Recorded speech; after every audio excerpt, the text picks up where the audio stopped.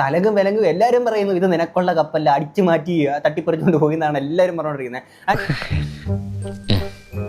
ഊതിയതാണല്ലേ?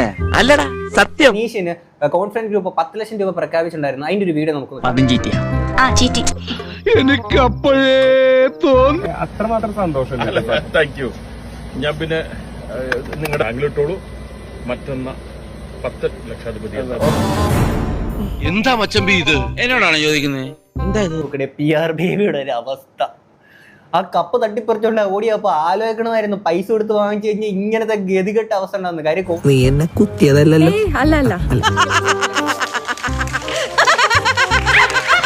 Confidence group അങ്ങനെ അനീഷിന് 10 ലക്ഷം രൂപ കൊടുക്കുമ്പോഴും നാണക്കേട് ആർക്കാ? നമ്മുടെ PR ബേബിക്കാണ്.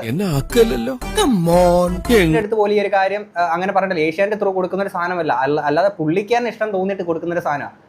അങ്ങനെയുള്ളപ്പോ എന്തൊരു അവസ്ഥയാണ്. അത്രക്ക് മോശം അഭിപ്രായമാണ് എന്നെ പറ്റി. അത്രക്ക് മോശമല്ല, എന്നാലും വളരെ മോശം അഭിപ്രായം.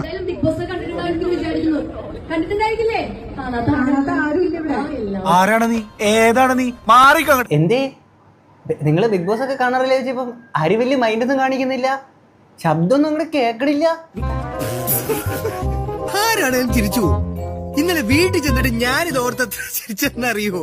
ആരും പട്ടി മൈൻഡ് കാണിക്കണില്ലേ? ഇതാണ് പൈസ കൊടുത്ത് കപ്പ് വാങ്ങിച്ചാൽ ഉള്ളത് കുഴപ്പം. അതെ, നീ ഒരു കാര്യം മനസ്സിലാക്കണം.